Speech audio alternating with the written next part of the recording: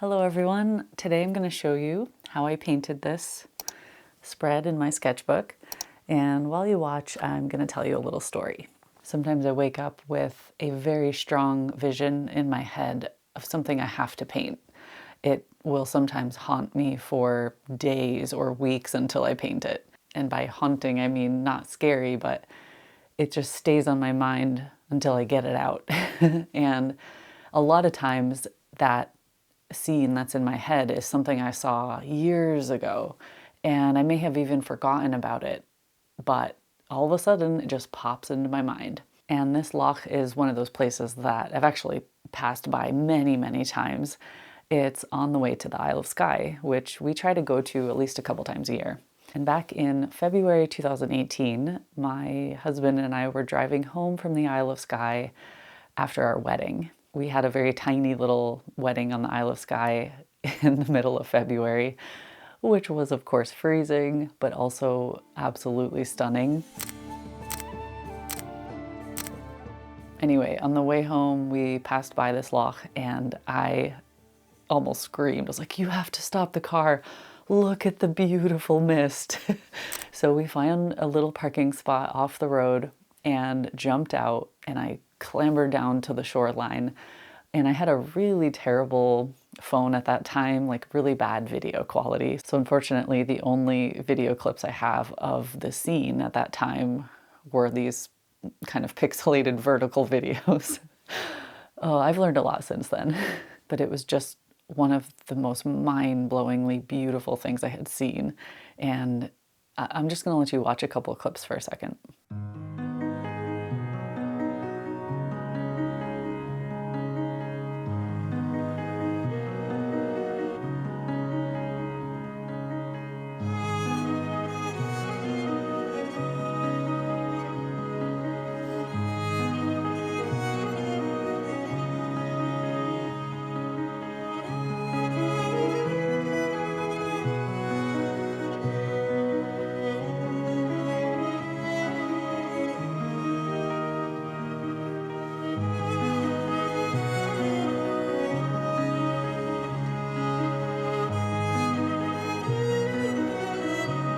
During the winter in Scotland, there are places that are green, but a lot of times you just have very moody scenes like this, and lots of darks, browns, grays, deeper greens, really deep blues, almost sometimes even purples. Sometimes it looks almost monochrome.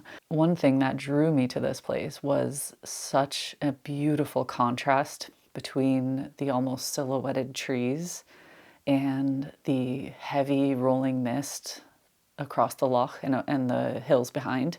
There was a beautiful sense of depth. I was absolutely mesmerized by the way the mist was rolling down the hills across the water. And because there was barely any wind, it was so serene. The water was reflective. It's the kind of scene that just stops you in your tracks. And we spent a while by the shore, and I knew in that moment I had to paint it.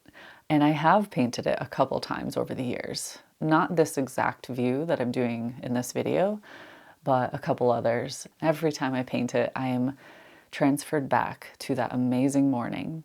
But even better than that, it brings me back to that wedding weekend. All the amazing memories of that time come flooding back.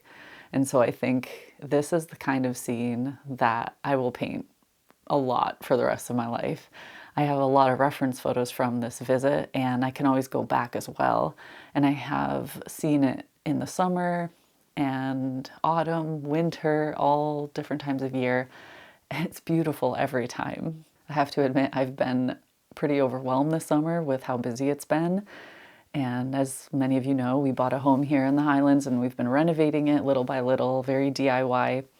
So pretty much all my free time is devoted to that, and I have definitely been neglecting my painting too much. It feels like the urge to paint keeps bubbling up, and then I just have to let it spill out onto the page.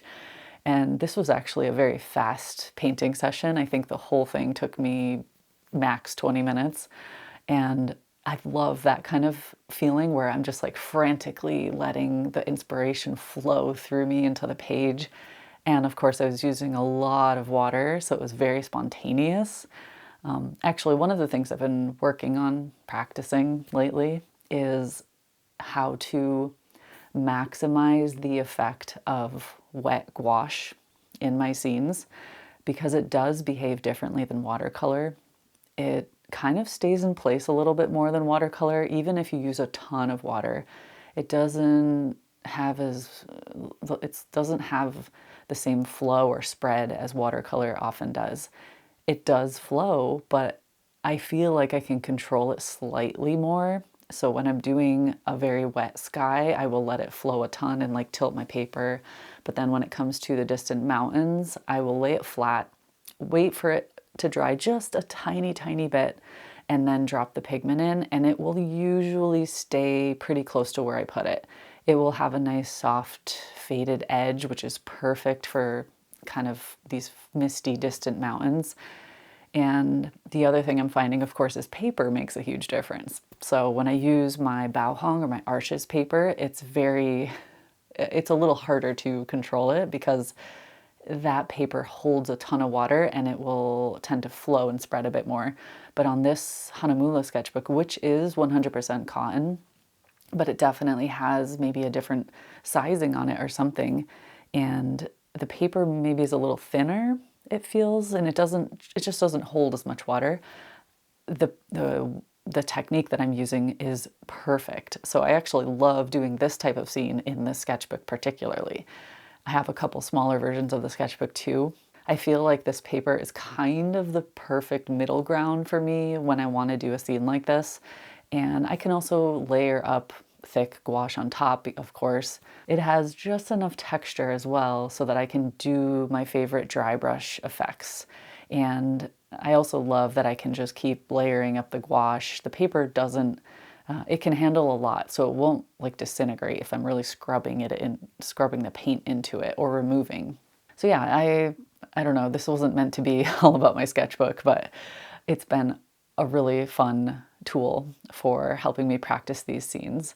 The longer I go between playing in my sketchbook like this, the more intense I guess I would call it a need to paint feels. Maybe I should define what I mean by playful. Playful to me means I am going into the session without any expectations. I'm not necessarily studying something hardcore like colors and composition. I'm letting things flow a bit more and just trying things and experimenting, or just getting used to the feel of the flow of the paint after a while, being away from it. Yeah, so it's a little bit more casual. But honestly, I tend to learn just as much from these types of sessions. And there's a whole different side to explore. It's that fine line of controlling the paint just enough to paint the thing so it looks like the thing, but not too much where it's obvious that I was controlling it. So I want that element of abstract, maybe especially in the distance. I want it to feel a little bit more fluid and abstract because I think that mimics the thing that I saw in person, the fog and the mist, which was obscuring my view and those distant mountains. And yes, you could like very slowly, maybe painstakingly control the paint and the brush to do it little by little without having to use so much water and be spontaneous.